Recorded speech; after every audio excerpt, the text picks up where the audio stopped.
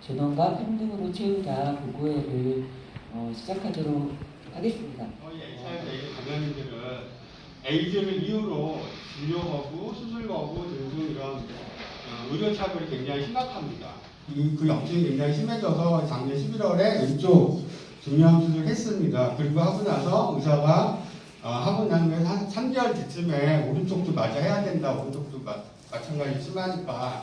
그래갖고 이제 11월에 검사하고 이제 올해 2월이나 3월쯤에 수술을 하기로 했었는데 이제 코로나 환자들이 이제 그렇게 확산되면서 병원에 입원을 할 수 없게 된 거죠. 그래서 지금 수술을 못 하고 있는 거죠.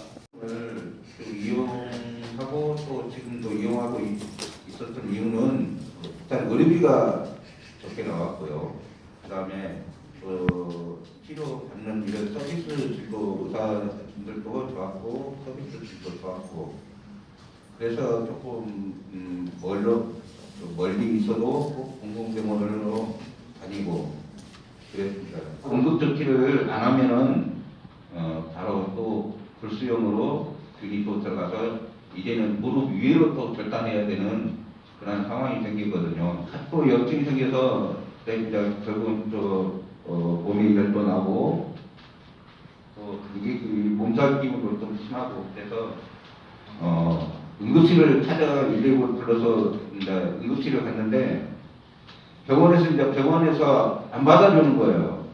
결국은 세 군데를 다니다가 결국은 그냥 집으로 돌아왔어요. 가족은 큰 아픔을 간직한 채 하루하루를 견디면은 일상을 반복하고 있고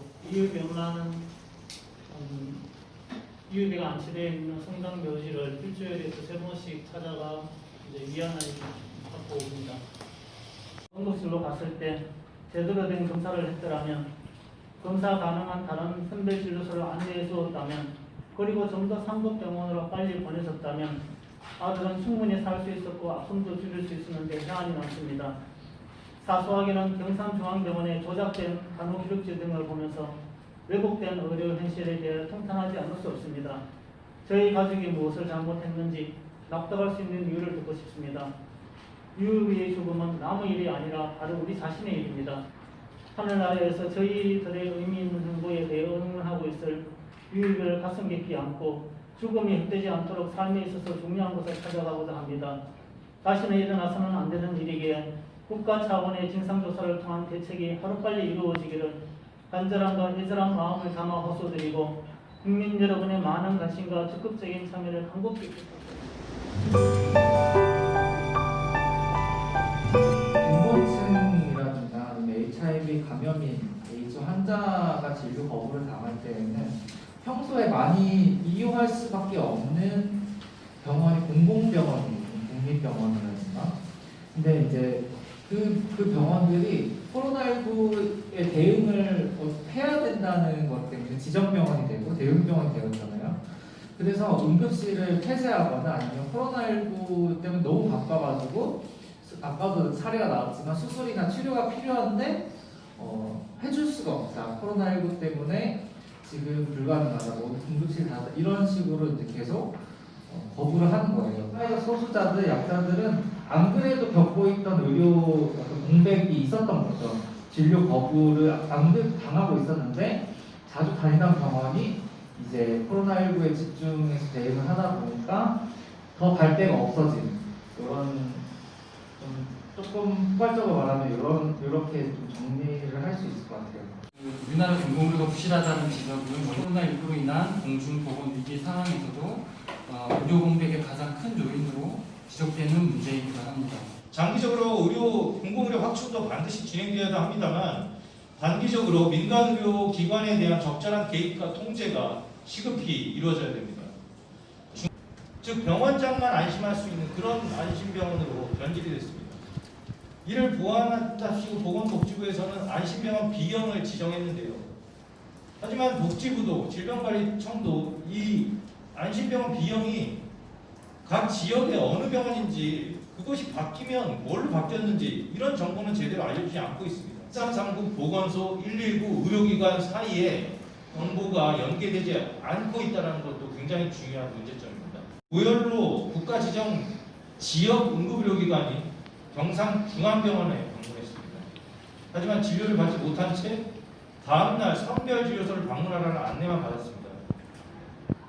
즉 응급 상황이 생길 경우에 대비해서 코로나19 검사를 받지 않더라도 격리 조치를 통해 입원 관리를 받을 수 있는 안심병원 비용에 대한 안내를 받지 못했습니다.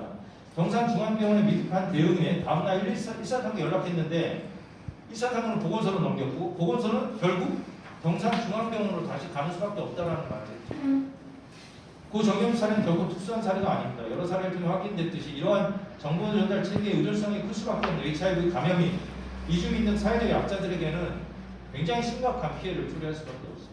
이 평등, 모두가 평등할 수 있다라고 하는 것은 서로의 차이나 존재를 인정할 수 있어야 하고 처한 조건이나 상황에 맞게 다르게 필요한 것이 예를 들어 특별한 보호와 대책이 필요하다고 하면 그것이 적용되는 것이 평등일 것이라고 하는 말씀 드리고 싶고 그러나 지금 코로나19라고 하는 위기, 재난 대응 상황에서는 그 평등의 원칙이 적용되지 않고 있고 그리고 정부 차원의 책임성이 현실적이지 않은 부분에 대한 문제를 언급하고 싶습니다. 병원을 가지 못하는 문제뿐만 아니라 사실 코로나19 확산되면서 교육시설이나 복지시설들이 휴강하는 거를 1차로 진행하고 있고 그걸 계속 유지되고 있는 이 상황에서 그러면 이렇게 돌봄이 공백된 상황에서 그러면 그 시간을 누가 어떻게 메꿀 것인가 채워낼 것인가라고 하는 대안은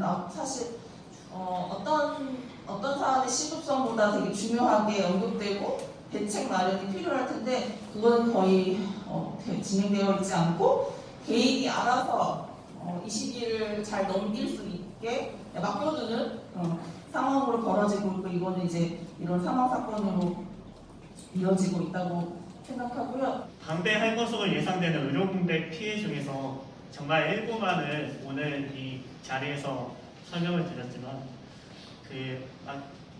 그 외에 드러나지 않는 피해에 대해서도 국가가 조사하고 무엇이 문제인지 확인하고 그 비어있는 공백을 채울 수 있는 조치들을 무엇인지 고민해야 된다고 생각합니다. 코로나19 상황에서 민간병원은 코로나 환자들에 대한 대응도 공공병원에게 맡기고 취약계층들에 대한 관리도 공공병원에게 맡기면 어떤 역할을 하겠다는 것일까요? 자신이 위험에 처했을 때 사회가 그리고 구성원이 자신들을 위해서 준엄한 삶을 위해서 최선을 다할 수 있을 거라는 신뢰가 있어야 그것이 진정한 안전이라고 하는 것이 이 보건의 핵심이기도 합니다.